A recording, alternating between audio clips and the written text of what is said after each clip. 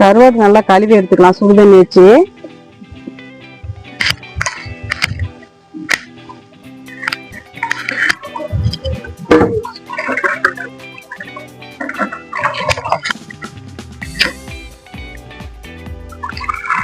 First சுடுதண்ணி வச்சுட்டு கருவாடுக்கு நல்லா கழுவி எடுத்துக்கலாம். தண்ணி காயிட்டும்.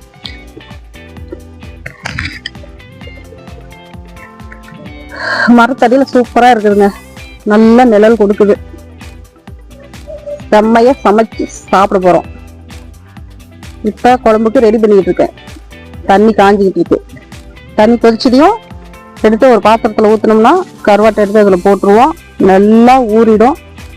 அதுக்கப்புறம் நல்லா இன்னும் 2 தடவை தண்ணி ஊற்றி நல்லா வாஷ் பண்ணி கருவாட்டை எடுத்துட்டு குழம்பு வந்து தாளிச்சு விட போறோம்.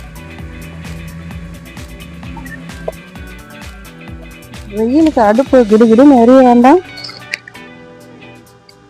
கொஞ்சம் மந்தமாயிடுச்சு நம்மள மாதிரியே.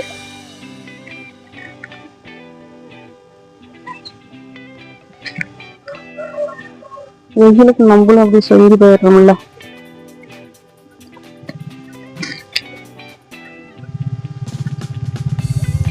எரியுறாங்க. கருவாட்டு குழம்புக்கு தக்காளி, வெங்காயம், காய் வந்து முள்ளங்கி, முருங்கைக்காய், கத்திரிக்காய் எல்லாம் போட்டு கருவாட்டு குழம்பு வைக்க போறோம். சூப்பரா.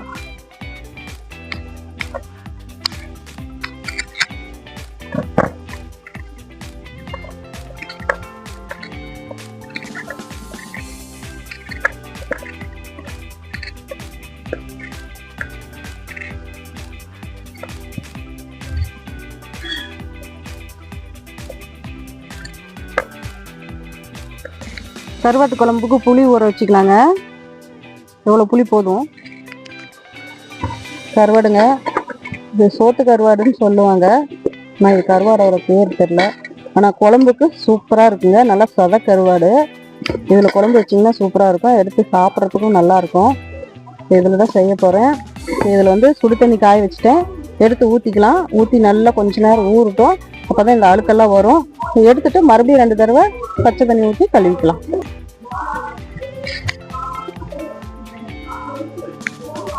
தண்ணி எடுத்து ஊற்றிக்கலாம்.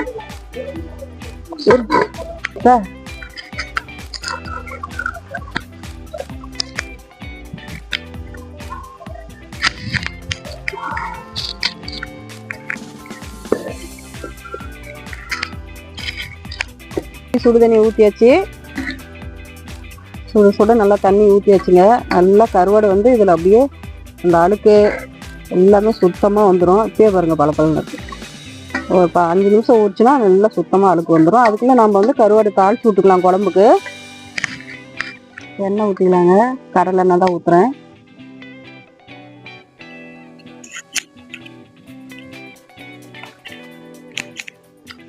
கடுகு போட்டுக்கலாம்.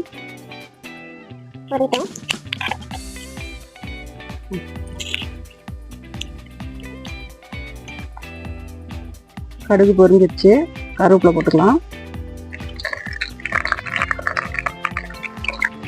வெங்காயம் போட்டுக்கலாம்.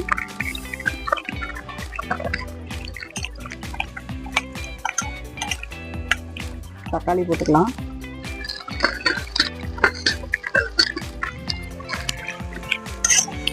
நல்லா வணக்கிக்கலாங்க. கத்திரிக்காய் தண்ணிக்குள்ள அரிஞ்சு போட்டாச்சுங்க. இது முருங்கைக்காய், முள்ளங்கி நல்லா தண்ணியில் கழுவிக்கலாம். இது மாதிரி காயெல்லாம் கொஞ்சம் சேர்த்து போட்டோம் அப்படின்னா நல்லா இருக்குங்க குழம்பு டேஸ்ட்டாக. இப்போ வணக்கலாம்.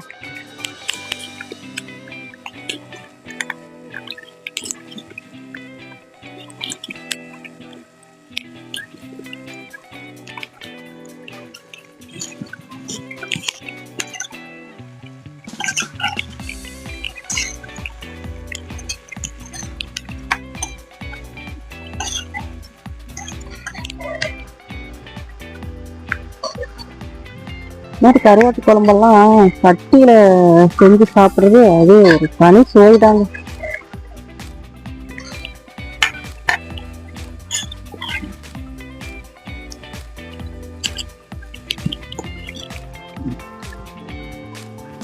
புளி கரைச்சி எடுத்து வச்சுக்கலாங்க.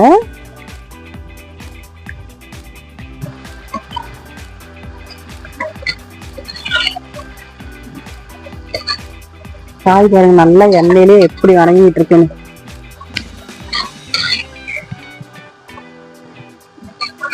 இப்படி வணங்கும் போது முக்கால்வாசி வெந்துருங்க.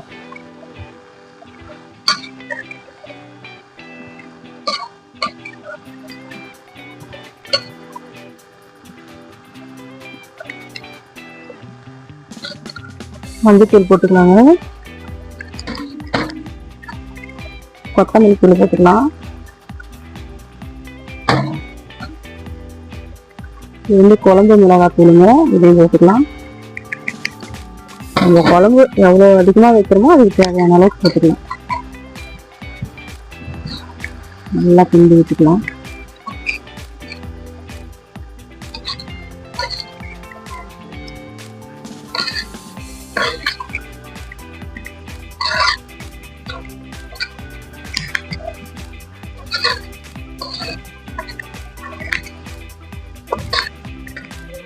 கருவாடு சுத்தமாக 2-3 தடவை கழுவி வச்சுங்க.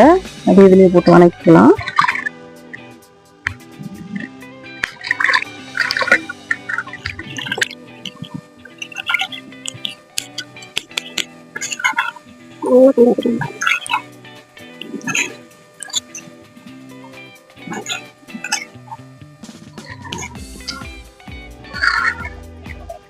நல்லா கம்ம மணக்குதுங்க கருவாடு வாசம்.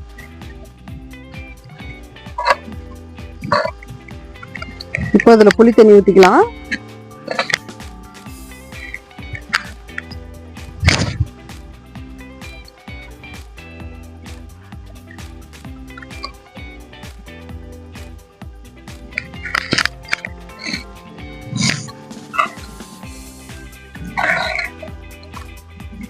உப்பு தேவையான அளவுக்கு போட்டுக்கலாங்க.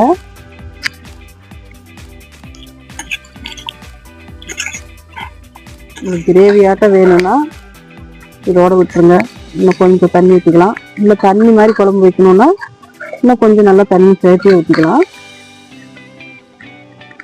இன்னும் கொஞ்சம் மட்டும் தண்ணி ஊற்ற போகிறேன், நல்லா கிரேவி ஆட்டம்.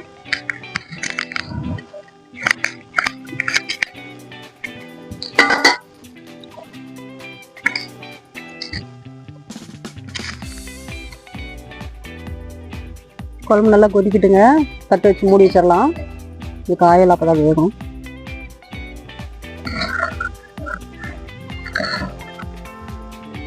கருவாட்டு குழம்பு சூப்பராக ரெடி ஆயிடுச்சுங்க. பார்த்தீங்களா எவ்வளோ அட்டகாசமாக இருக்கு. நல்ல வாசமாக இருக்குதுங்க.